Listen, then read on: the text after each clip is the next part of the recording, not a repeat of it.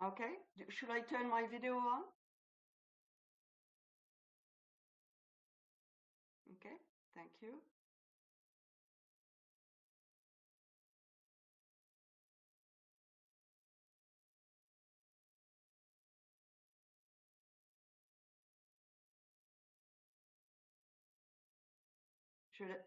Je laisse ma caméra ou pas?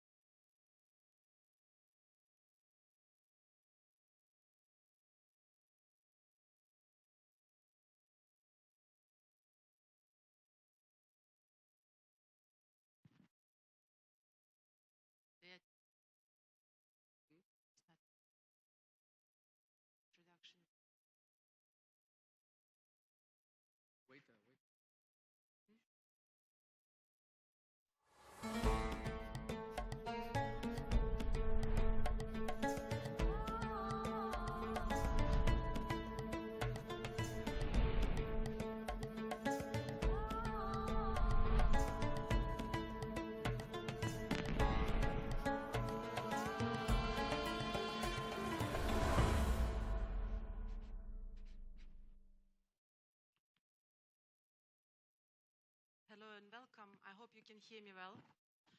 Welcome, bienvenue, вітаємо. I'm very happy to be here today. My name is Olga Mrinska. I'm acting director of the Sector, Country and Project Division at Independent Evaluation Department of EBRD. And we would like to welcome you all to this event where we're going to talk about adaptability of evaluation function at times of change. I'm very happy to be joined here today by my colleagues. First of all, Véronique Salze-Lozac'h, who is our Chief Evaluator, and she's joining us online, as you can see here on the screen. But I hope all technology works. She can hear us well, she can see us, and she will be able to answer your questions. Yeah, she can hear us good.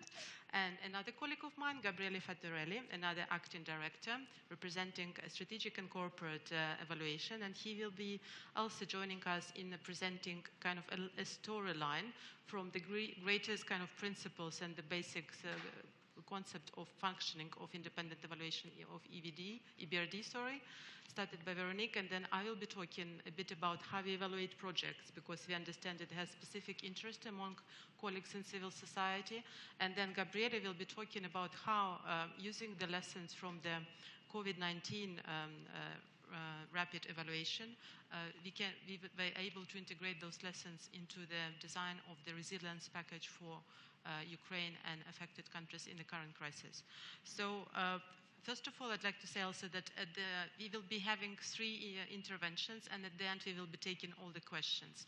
Questions will be available, you can raise your hand if you're in the room, or you can ask them online. I'm not sure whether our colleagues from IT will help us later on to put a link on Slido where you can just, using special code, we come back to it later.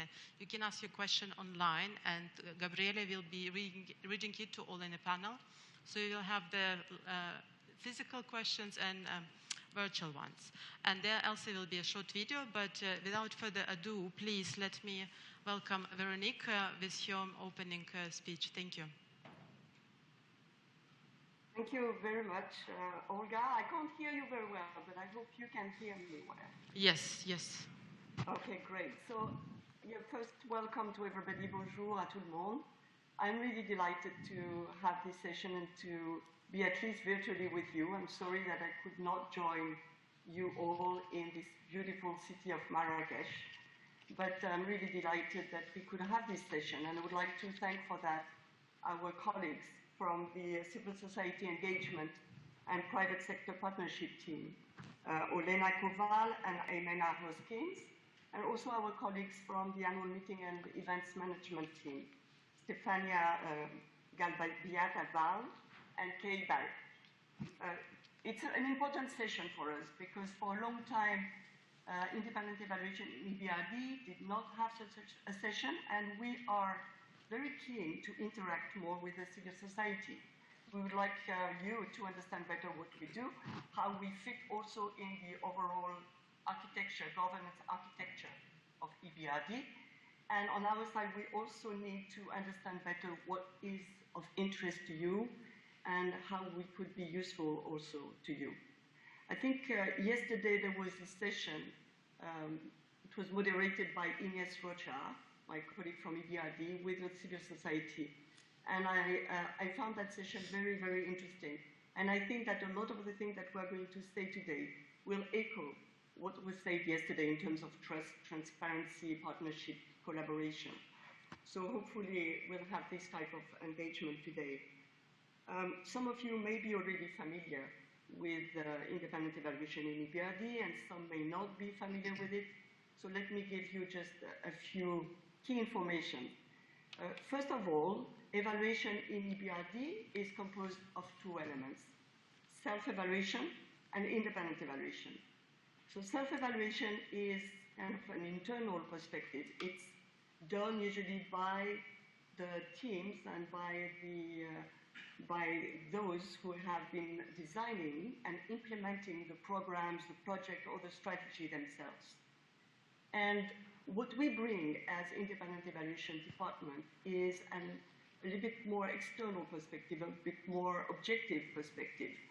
And we validate self-evaluation done by operation, but we also do our own evaluation. We evaluate at all levels. At the project level, we evaluate groups or clusters of projects. We evaluate also strategies, thematic and corporate issues. And what we evaluate could be EBRD's investment, it could be policy dialogue or technical assistance.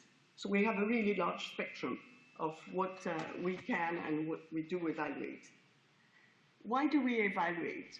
We evaluate for two key purposes. First one, accountability. And we heard a lot about accountability yesterday in the session with the civil society, and I know that you are really keen to hear more about that. So we do evaluate for accountability. That's mainly answering the question of did EBRD activities do the right thing? Was it done right? And for what results? But that's necessary, but it's not sufficient if we don't learn from these accountability findings. So we also evaluate for learning. And we really want to put a lot of emphasis on this learning aspect in EVD. We want to make sure that all of the wealth of information, of evidence that we bring, findings, lessons, recommendations, are really used by board members, our prime clients, but that it's also used by management in EBRD operations, and hopefully also outside by the evaluation community, the development community, the civil society, academics, and the broad public. So for that, we are making some efforts to reach out, like what we're doing today. We are doing it for different audiences. As I say, we are evaluating for our board, and we are, in the sense, independent because we don't report to the president of EBRD or to management. We report directly to the board through the audit committee.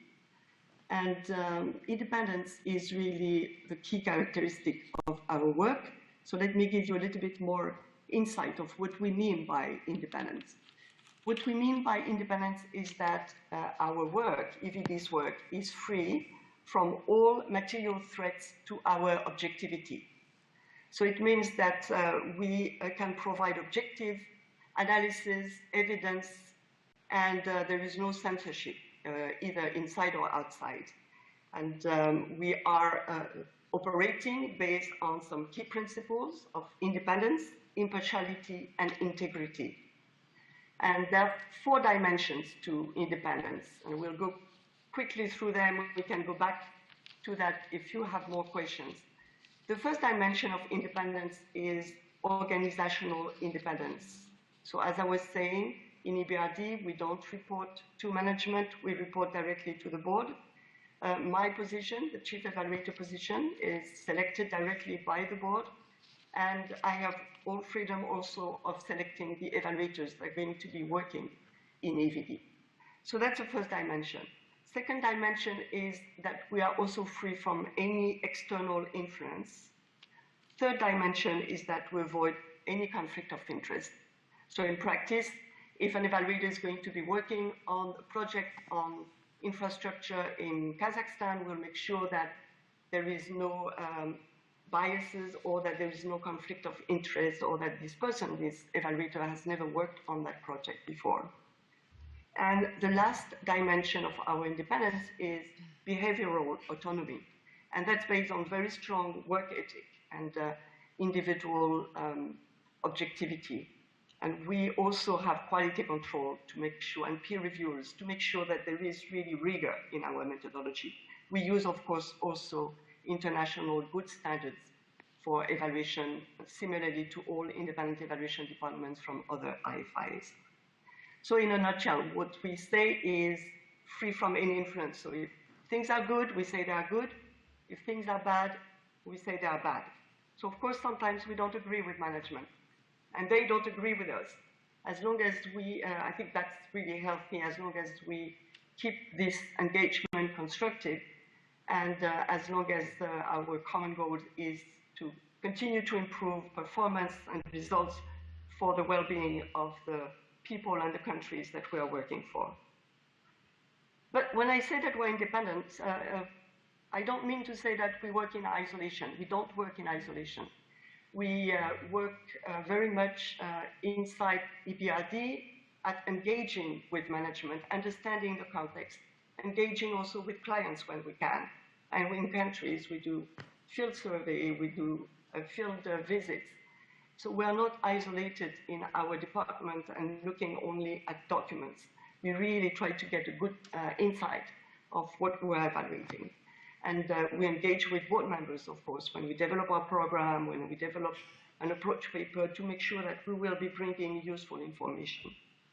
And externally, we want also to make sure that we have partnerships. So partnerships can be of different nature. It could be, for example, with the ECG, which is the Evaluation Cooperation Group. It's a group that has all of the head of departments of MDBs inside. So we exchange a lot about our methodology and findings. But we also reach out to academia, or soon, for example, we'll be having an MOU signed with the European Evaluation Society.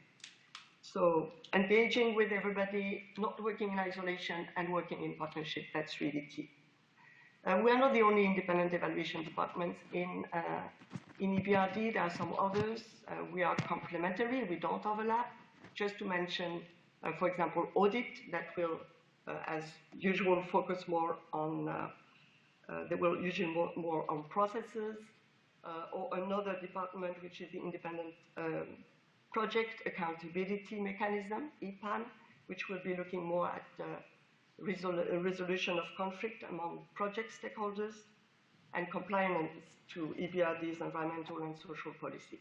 We in EVD look more at performance and results. But more than a long speech, I will let you have a better idea of what we do and how we do it by watching the video that we've prepared. So I hope we can see it now. Thank you.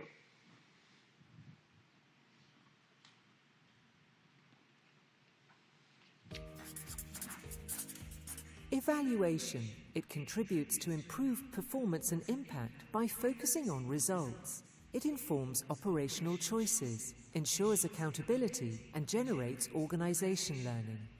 Evaluation plays an important role in increasing the effectiveness of EBRD's work in fostering transition towards open market-oriented economies and promoting private and entrepreneurial initiative. Independent accountability provides incentives for learning, and the lessons from evaluation offer a framework for accountability. Independent evaluation complements self-evaluation in tracking the progress of EBRD and performance of its mission. The mandate of the EBRD Independent Evaluation Department, EVD, is to independently and systematically evaluate EBRD's policies, strategies, programs and operations, and to provide evidence for board decision-making and improvement of EBRD's operations. Evaluation helps answer questions such as, is EBRD investing in the right place? Are resources properly allocated and used? Are intended objectives realized? What can we learn from experience? What works well? What doesn't work so well? That lead to better allocation of resources and greater impact. This independent feedback on performance is vital to inform not just the board, the prime client of EVD's reports, and its prime audience, EBRD management and staff, but also to provide evidence-based information to clients and country stakeholders working towards enhancing the private sector who plan and implement EBRD's projects and programs. Evaluation evidence and knowledge also has wider benefits as a public good. To provide credible and reliable evidence-based evaluations, EVD must be independent from any influence and free from any conflict of interest. Any potential risks to objectivity are managed and minimized. These may cover organizational and policy issues, operational guidelines, and any undue external influences over the content. EVD needs, therefore, good access to information to conduct evidence-based evaluations. This includes access to project-related information, strategy, policy, corporate information, and databases. EVD evaluates EBRD's work at different levels, from individual projects to work across programs, initiatives, sectors, countries, themes, and at the corporate level. EVD has robust processes in place to ensure its evaluations are evidence-based and conducted with strict quality control in line with the international standards. The process starts with designing the evaluation. What are we evaluating? What do we want to know? How shall we collect evidence? Board members and EBRD management are consulted at this stage. Next, the evaluation team collects data and information, conducts fieldwork and interviews, and analyzes the findings and reports them. Management provides comments to the draft reports. Comments from EBRD operations staff are taken into consideration, but EVD remains fully independent in producing the report. Based on the findings, EVD provides recommendations to management. Once approved by the Chief Evaluator, findings of high-level evaluations are discussed at the Board's Audit Committee, published internally, and most are brought into the public domain. Sharing evaluation findings, lessons and recommendations with the right audience and at the right time is essential to ensure that evaluation knowledge is utilized for decision-making and feeds EBRD's learning cycle for improved development results. Dear colleagues, I hope you found this induction video useful in order to better understand the role of the evaluation function in our organization. The Independent Evaluation Department plays a key role in ensuring the effectiveness of the EBRD, in accelerating transition in its countries of operation and helping them become more competitive, well-governed, green, inclusive, resilient and integrated. And it is through these robust processes that the Independent Evaluation Department of the EBRD contributes to maximizing transition impact.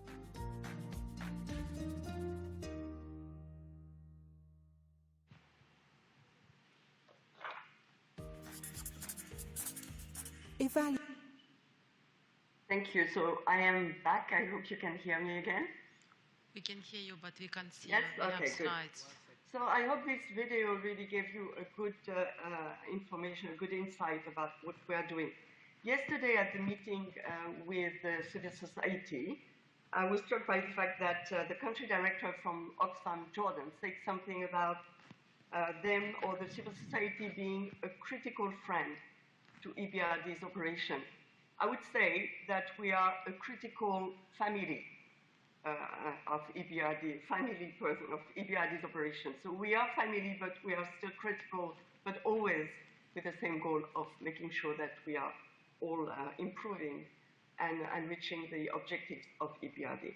We are a team of 20 persons with a wide range of expertise and a wealth of experience. When we need very specific technical expertise, we reach out to external consultants, so that's our business model. We're organized in two divisions. One division is covering thematic corporate strategic evaluations and project and knowledge products, and that's run by Gabriele, who is here now.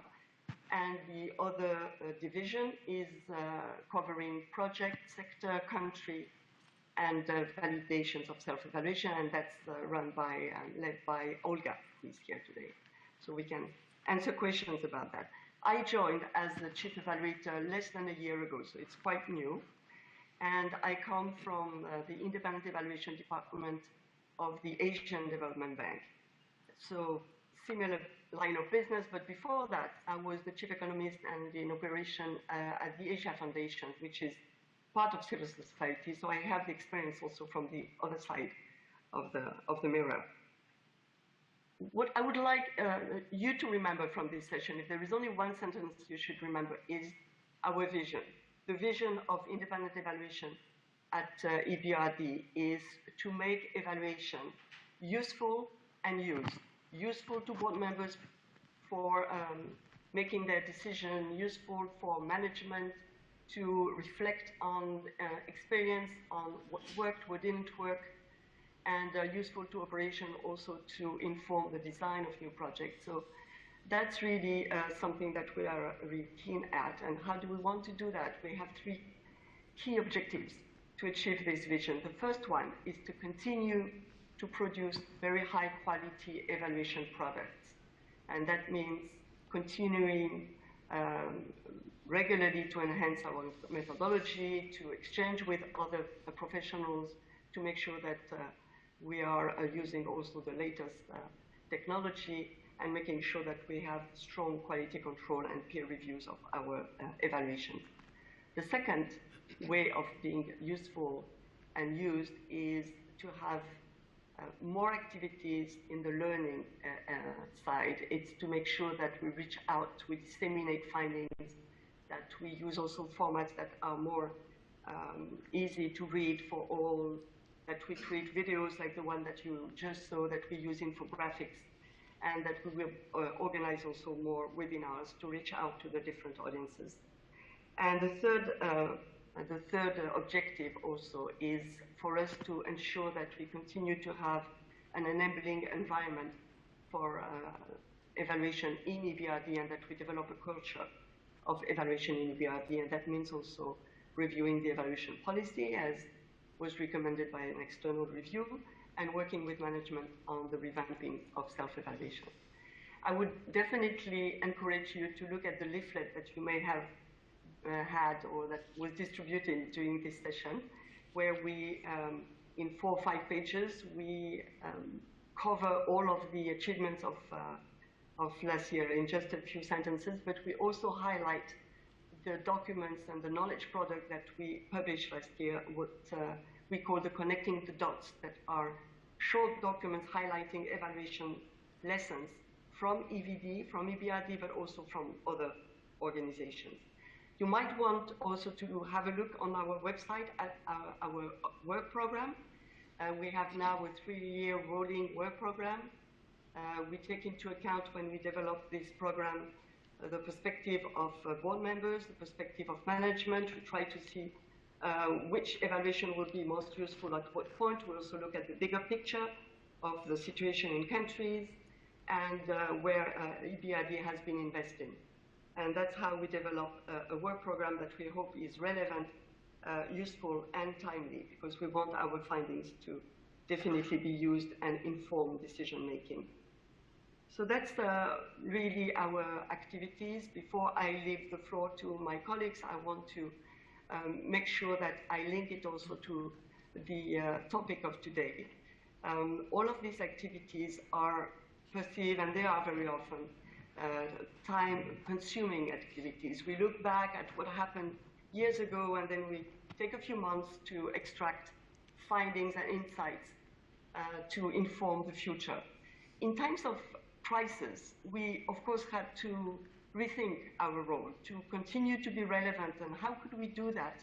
It was by, during the COVID crisis, it was by doing a real-time assessment of the solidarity package, the response to the COVID crisis that EBRD put together. And my colleague Gabriele is going to tell you more about that and how this really helped inform EBRD for even the new crisis, the war on Ukraine.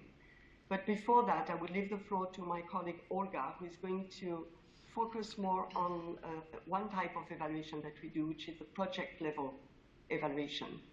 And I hope that you'll have also some questions at the end after all of this presentation, and that we can maybe exchange more directly. So thank you very much. And now the floor is to you, Olga. Great. Thank you very much, Véronique. I will now test whether the clicker works. It does. So I will briefly tell you about project level evaluations, because we find traditionally this is the area where there is a great interest from civil society organizations, but also this is the area where probably the public exposure and access to information might be most limited, because of course we all know that EBRD is a predominantly private concentrated bank. So around 75% of our portfolio is in private sector. It means that issues of confidentiality and release of information is much more sensitive than in other sectors. That's why it's very important to understand what we can do, what we can't do, and what is the structure. So the the work of the project level evaluations is consisting of two quite distinctive streams. First one is validations, and this is something which is, I wouldn't say mechanical, but we trust a lot our management colleagues who prepare self-evaluations, and then we come and we ensure that what they present is really kind of adequate. And these documents are not distributed externally, these are circulated on internally. And then we have a number of standalone project evaluations. Recently there were not that many, but we are at the moment preparing some more. In a minute I will tell you about that. And there are clusters of projects. That's why it's a larger special studies, we call them cluster evaluations, where either on a country basis or on sector basis we are looking at the projects. And of course we are using well-established methodologies and quality controls, and we are being guided by the international standards, criteria of evaluation as per OECD DAC, which are relevance, efficiency, effectiveness, impact, sustainability, and coherence. This is a new one. If you are going to look at the next slide, I gave you just a little visual what happened in 2021 in terms of the quantitative numbers. I mean, probably they are not as relevant, but still it's a good visual. So just to repeat that when we do validations, which is kind of short reports, desk-based reports, we prepare not going into the country, not talking to the clients, and only reading management documents. And these are not disclosed to at either EBRD wider or EBRD.com. However, we do present aggregate results in our annual evaluation reviews.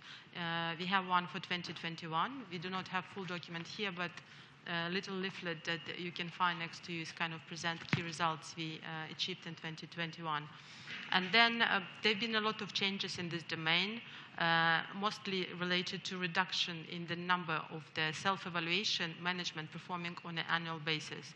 It is quite dramatic. I think we went down from 160 to about 40 self-evaluations, and of that number, EVD also doing a purposeful sampling, so we are not validating 100%, but as you can see here, only 24 out of 40 self-evaluations were validated. And on the right, you can see, as I say, we had sophisticated methodology, which is clearly stated in the guidelines available internally. And we do have overall ratings of the projects, and you can see that about 60% of them are kind of on a good ground. They are either excellent, good, or satisfactory. And there is a number of projects that unsatisfactory or even highly unsatisfactory or marginal. So this is about validation. This is something you will never see, unfortunately, unless it is in aggregated form. But then we have a second element of our work, which is project-specific evaluations. And here we are writing our own evaluations. We are connecting with the stakeholders, with the clients, permission of the travel, we go to the countries and we engage with in-country stakeholders. And those, as I said at the beginning, could be standalone. For example, at the moment we are looking at starting evaluation of the digital transformation project, which is very relevant to the digital approach, which was launched by EBRD earlier this year. And also we are going to be doing a project level evaluation of wind farm in Greece, I believe. And then the rest, there is larger pieces which represent clusters of projects. And on the right, you can see the names of the most recently published reports of the clusters of such evaluations. And for example, these are about sustainable infrastructure projects in advanced transition countries, where my colleague Regina, also using 3 cases, I believe in Hungary, Poland, and Croatia, looked at the project ratings in detail, and she provided harmonized conclusions based on these specific project cases, and they're reflected in the report. And then there is an evaluation of the hydrocarbon projects implemented by EBRD, and projects supporting cross-border integration and connectivity, as well as mining cooperation in Mongolia. So the main thing about this type of reports is that they always have a limited number of actionable recommendations, and management is kind of obliged to take them. I mean, they can reject, but usually they accept them in full or partially, and they prepare action plans, which are then monitored on a regular basis, and they're going back to the board of directors to report how they're doing. And this is one of the instruments that was also recently upgraded, also thanks to the recommendations of the Kirk report and also our colleagues from internal audit who helped us to do the overview of this mechanism. So we are now on a better foot in terms of doing it. And it also should be said that not only investment projects could be in those clusters of evaluation, we do also evaluations of the very sophisticated and large portfolio of TC and policy dialogue activities that bank is performing. And it could be on the fund level. For example, a couple of years ago, we evaluated Ukraine multi-donor account, which is obviously a very relevant topic at the moment. And also we evaluated legal transition program, which is one of the flagship of number of projects on the regulatory, legal, and capacity building exercises. And basically, all these are also based on the quite well-developed methodology and criteria, and you can find those documents published on EBRD.com. What is coming in a pipeline in the next couple of months, we will be publishing evaluation of the shareholder special fund, which obviously has a special meaning in the bank, and especially under current restructuring procedures. We're also trying to react quite rapidly and integrating some elements that would be most useful in the current crisis time. And I just wanted, sorry, I keep losing my one of my wires. I feel like in The Wire, you know, the movie.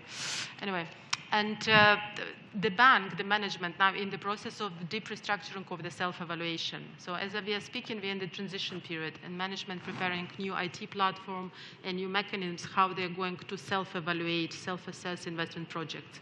And obviously, a lot of what will be done and agreed in the next year will affect how validations and how an independent evaluation function will be existing as well. Therefore, we are keeping very close connection with our colleagues. We are also members of the collaboration working groups jointly with them in order to ensure that independent evaluation is fully attuned with what changes are going to happen there. And yeah, I think I will finish with this. I will not bother you with any specific examples, but as I said, a lot of them are available online. If you have any specific questions, please ask them at the end of the session. And I'm happy to give floor to Gabriele, who will tell us specific examples how we hopefully successfully performed crisis response evaluation and how we are using the lessons in the ongoing work. Thank you. You want to keep on clicking? Okay, I will click, yeah. I agree to that, yeah. Thank you very much, Olga, and welcome. I will be brief. I mean, I believe that you already have a great introduction into the evaluation in EBRD. Let me just say that I'm very happy to be here. I was working in civil society at a very early stage of my career in Latin America in a number of countries, so I know the value you can bring. And the session yesterday, we were discussing about strengthening partnership, and I hope that from this session, we can work out together with an idea how evaluation and civil society can work better in the future. Let me just give you an example of a successful, I hope, evaluation that has been used recently by the bank. You know, in 2020, the world has changed. We had the COVID crisis. EBRD was the first IFI to respond to this pandemic. I believe that our board of directors did a fantastic job in approving, in a record time, a package of 20 billion to respond to the crisis. Also, the evaluation department, I believe, thanks to the guidance of our new Chief Evaluator, reacted very, very quickly. And we implemented our first real-time evaluation, which is a sort of new, innovative, though rigorous evaluation product, to try really to inform the ongoing implementation of the response to the crisis. A number of lessons, a number of findings have emerged very vividly, and those findings and lessons, to some extent, have been contributed to the response to the Ukraine crisis and affected countries. So one of the elements that we have noticed first in this real-time evaluation of the EBRD response to the crisis was the need of proactive communication, right? Not just internally, which is important to have clarity about process, procedures, what to do, what not to do, but also in terms of external communication, complementarity and collaboration, coordination, working with other IFIs, and working with our partners on the ground. Of course, that has been highlighted and EBRD adjusted, but it's an important lesson that has been incorporated in the Ukraine Resilience and Livelihood package. If you go to the second slide, Olga, please. Sorry. You see that another element that our rapid assessment of the solidarity package identified was the need to balance innovation and traditional financial instruments. So, and I think that in the new package that has been presented yesterday at the donor meeting, this has been well captured. So EBRD put in place a number of channels to maximize the donor support and to maximize the efficiency of the delivery on the ground. And I think that was an important lesson from our assessment. I would say that another key element, very positive, and that is really credited to the business model of the bank, it was the combination of investment and adaptive policy dialogue work. Can you hear me better? Oh, thank you. Sorry. So that was a key element, combining investment and policy dialogue. That was very key. And there was the experience of this rapid advisory response framework that the EBRD deployed in 18 countries during the pandemic, which has been incorporated in the new package to provide the technical assistance, knowledge, expertise to the people on the ground to respond to the crisis. And that is very important. Another element is, and it has been mentioned yesterday many times, is the need of being agile and the flexibility. And we realized during our assessment of the solidarity package that, yes, EBRD responded very, very quickly. But over time, there was maybe a need of more feedback mechanism, learning mechanism, loop mechanism, to really understand the needs of the private sector and our clients on the ground. And maybe the most important one, leaving no one behind.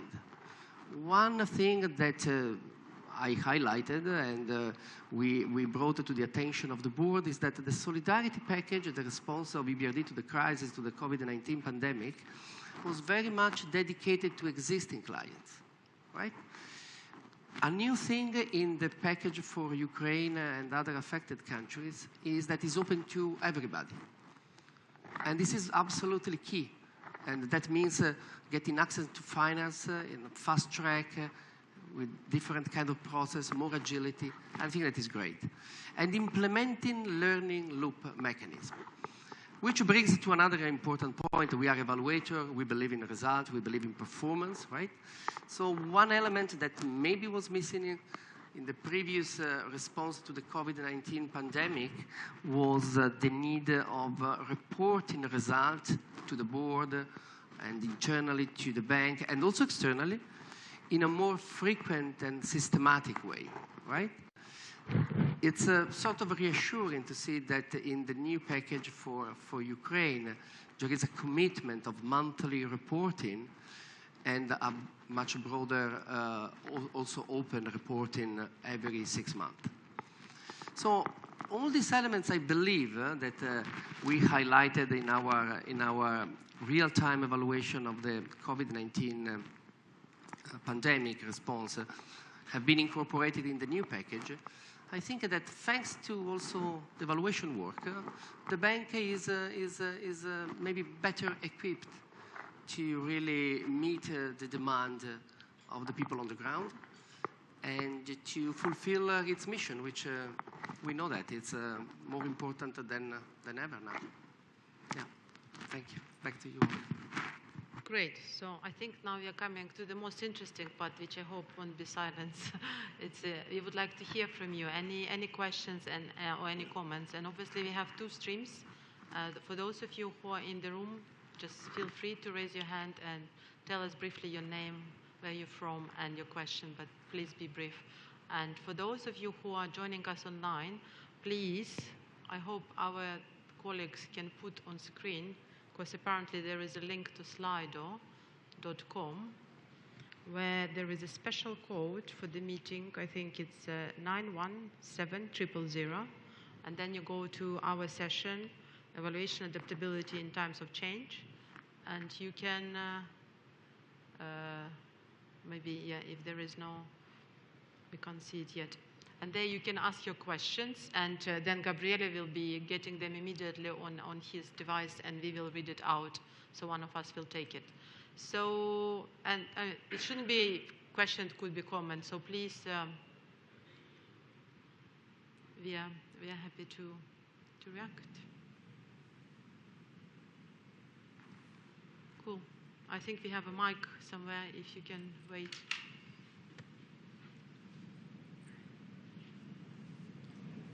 Thank you very much for your speech. It was a pleasure to hear from you.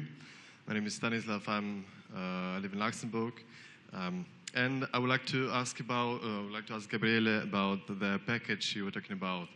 Could you please specify what do you mean by the phrase, the package to Ukraine is open to everyone? Do you mean the neighboring countries or like everyone in need? Could you dwell more on this, please? Thank you. Shall we take couple or, yeah, or if there are no couple, maybe we'll just follow with the answer. No, sure, thank you. I didn't see the couple, sir. Thank you very much. What I want to say, I hope you can hear me. Now, what I want to mean with that is that during the session yesterday, we had this title, was very telling, Leaving No One Behind.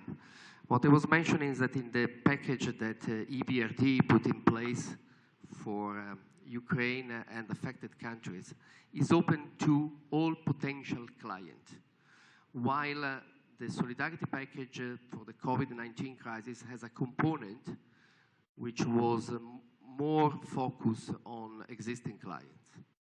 And I think that was a very important step forward.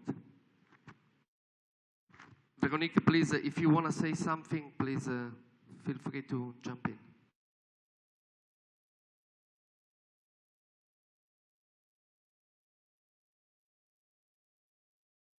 No? Okay. So, anybody else? Any other questions, comments, suggestions, reflections? I'm not sure whether we have anything online or not. Hello? Can you hear me?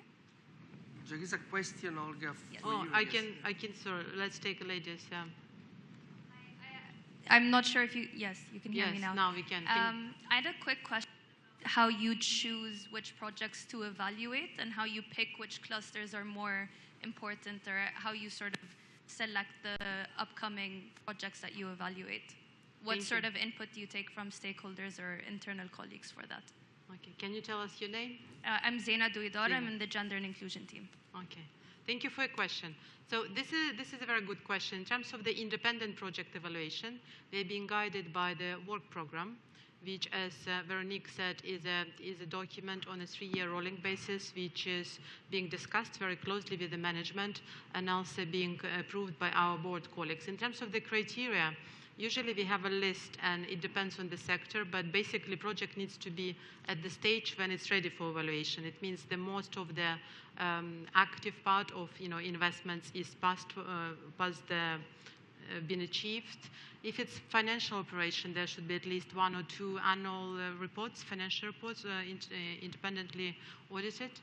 In infrastructure cases, it's a bit more complicated because our projects tend to take a long of time, but we don't want to leave it for too long, because then you don't have operational team on place who probably started and implemented it. So there is a delicate balance, but we do have a number of criteria which we go to each time we are looking. And obviously, sometimes management colleagues could come and say, look, we're about to launch the new version, or another operation with this client, or we want to do this project, but we would like to know what happens with the previous one.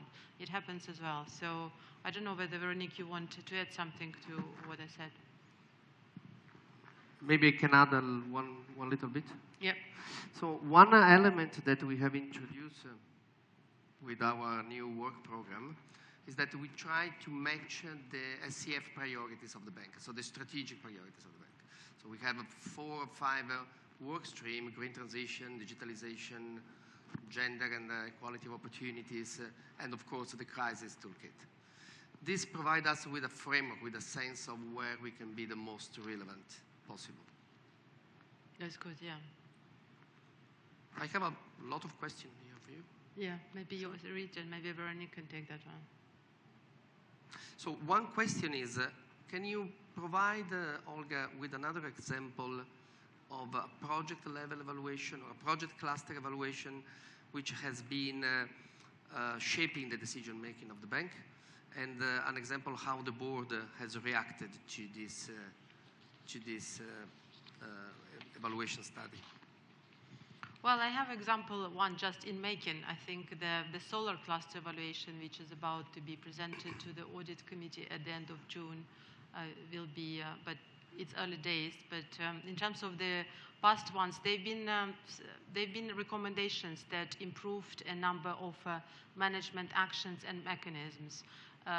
For some of the cluster evaluation, when we suggest to have a strategic approach or integrated approach, or much more clear priorities for the sector, unfortunately, not always those recommendations taken on board, because management has a view that proliferation of strategies probably is not healthy either, and you just need to be guided by the main accountability framework, which in our case in the EBRD, the country strategies with the priorities.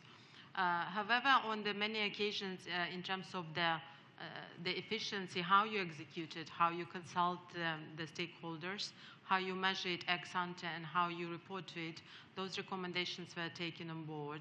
And but from I must probably underline, and maybe Véronique will add here, that it is mostly from the strategic and thematic evaluations that EVD has more leverage in terms of influencing the decision making on a strategic level. Because project level, even on a cluster one, it's yet still doesn't have enough depth and breadth to have this leverage. But obviously we have some colleagues from the board here.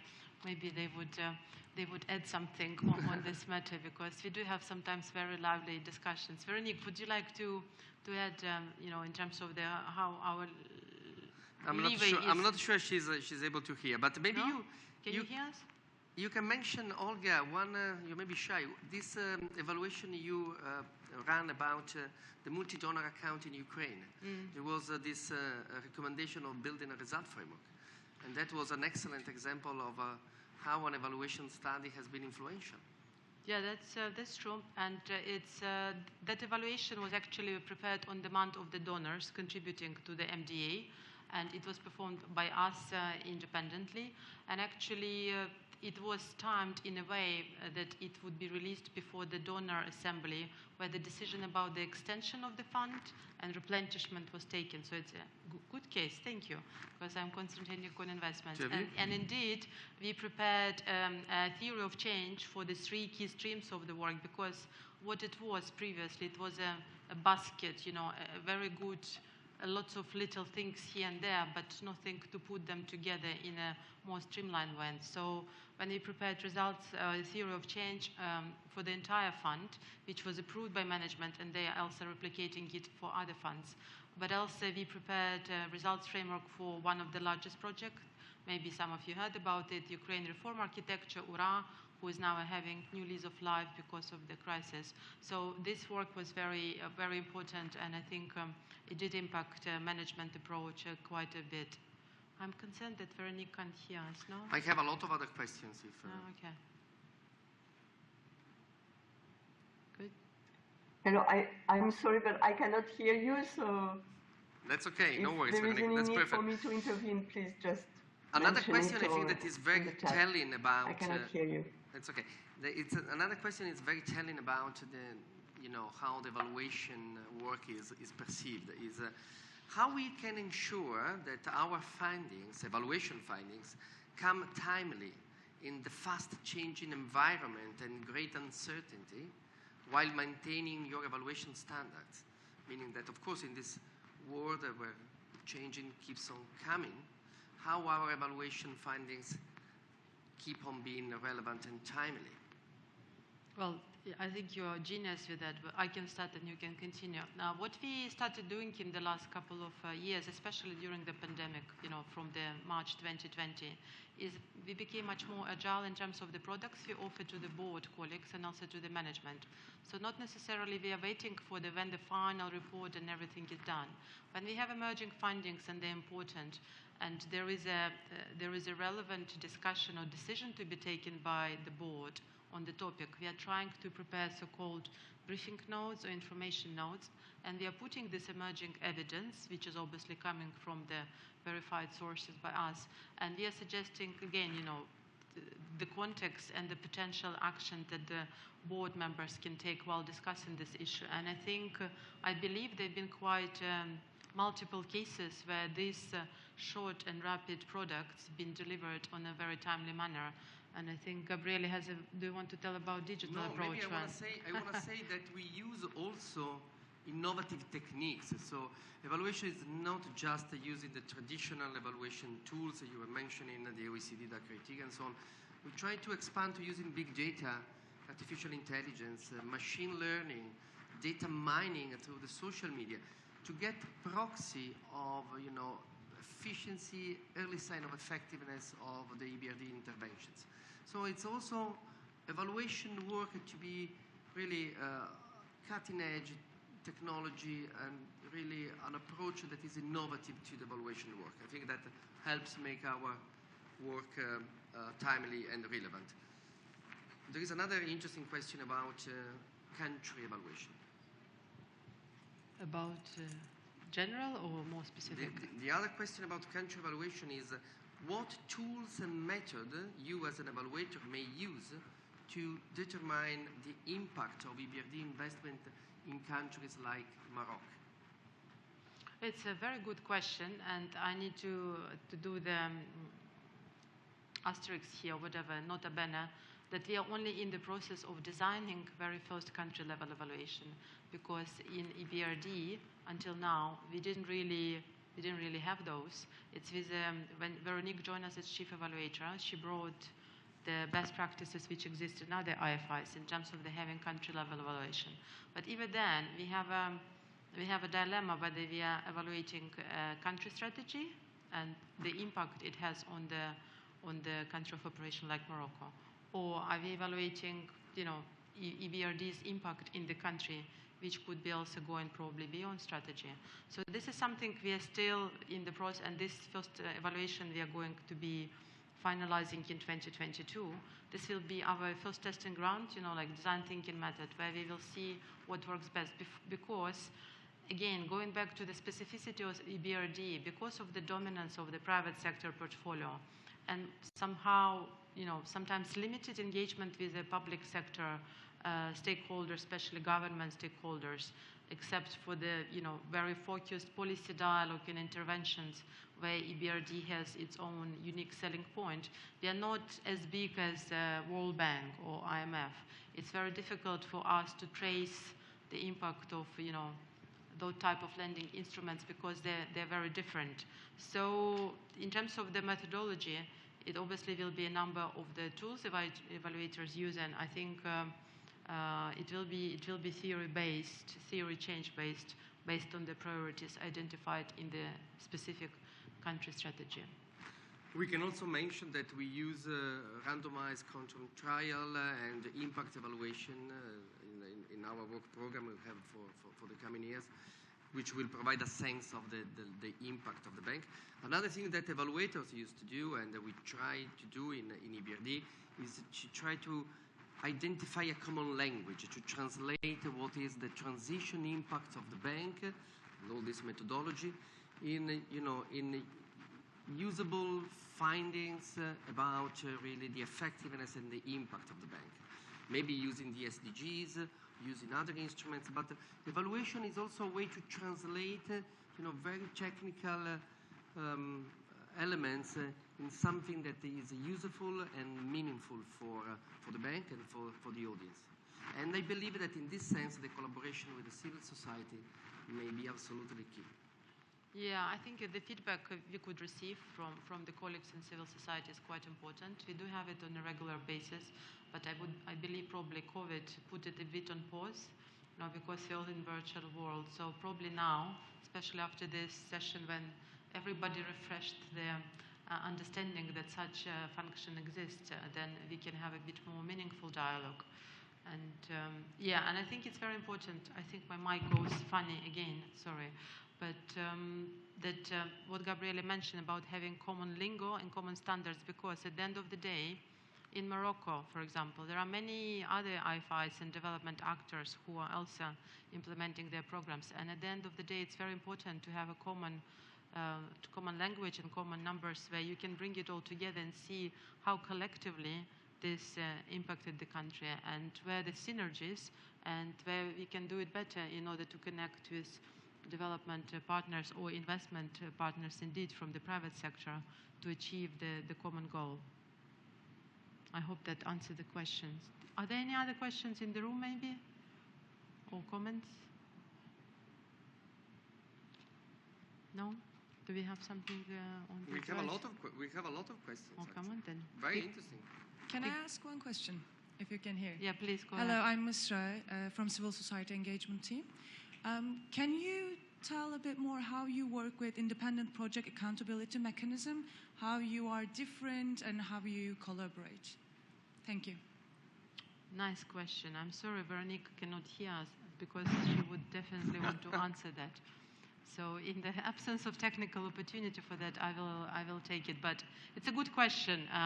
We are colleagues, but we are quite different because EPAM is obviously based on the individually driven kind of complaint mechanism. So there is an issue that has been raised by the civil society partners, and they believe it is important the bank addresses it.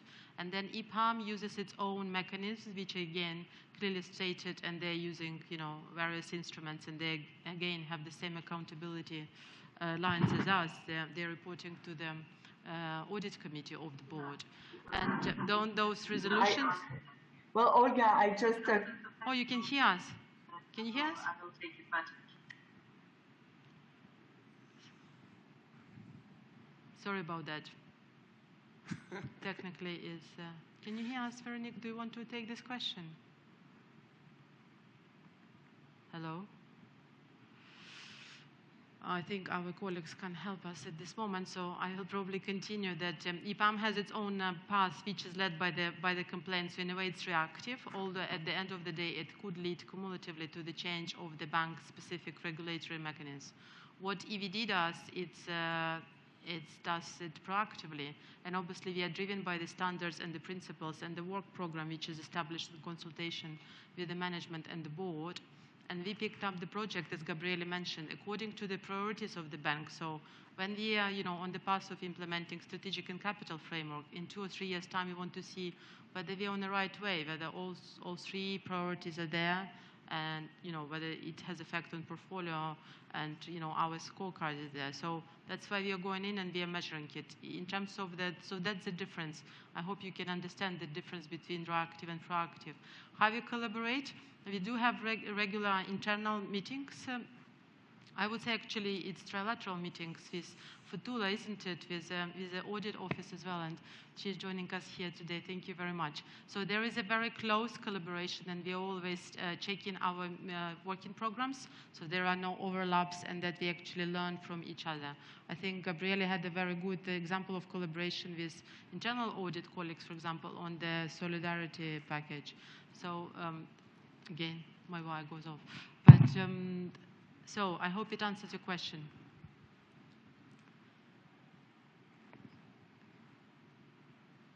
No? Veronique still can't hear us. I feel really bad. Do you want to? We have 2 minutes. Maybe we can have another question, but before that, can I ask our colleagues to put on the screen another link in Slido? Because we are, of course, evaluators, and we like to evaluate even event like that. So we prepared a very short survey from 4 questions. So if you follow the link, those of you in the room using your mobiles and those of you online as well, so you go on slido.com, you use the same, I think, code 917333, 000, and there are 4 questions, short questions. We would really appreciate your answers because it would give us a feedback how we can shape similar events in other contexts. Thank you. And we can probably finish with another question. Do you want the last one? Sure. That would be a perfect question to end this interesting session. How is your mission of being useful and used continue to be relevant in the context of the war on Ukraine? Well, this is a very good question too, and probably I should say that I am originally from Ukraine. So, and our office has not only intellectual but also emotional connections to the country. So in terms of being valued, impactful, and used, it is very important that we engaged as soon as possible, as soon as we learned the crisis response being prepared by the bank. And actually, EBRD was the first IFI that prepared it. So we connected actually team of Gabriele immediately with those who have been designing resilience package for Ukraine. And we offered our help in terms of how we can be useful in terms of the content of it, and also in terms of measuring, because at the end of the day, what you want to know with crisis response especially, and I think our colleagues in humanitarian assistance probably are a bit more advanced than us because we are still in kind of more reconstruction and investment development phase. But you really want to know early on, what's working, what is not. But unless you put yourself a couple of key parameters against which you would be checking it out, it's very difficult to say it. So you just say, yeah, it's moving on the road, but what village or what city you just passed on your way, it's difficult to say unless ex ante you prepare this map and you have it. So I think we are doing quite well in this regard. Do you agree? Of course. Thank you. Okay, so on this very positive note that we are doing very good, and I hope you can validate it. Thank you very much for those of you who came today in person in the beautiful city of Marrakesh, and those of you who were able to connect online. And as I say, we would really value your feedback, very honest one, how we've done. And we are looking forward to see you probably at the next annual meeting, which will be happening in Samarkand. So thank you very much, and goodbye. Thank you.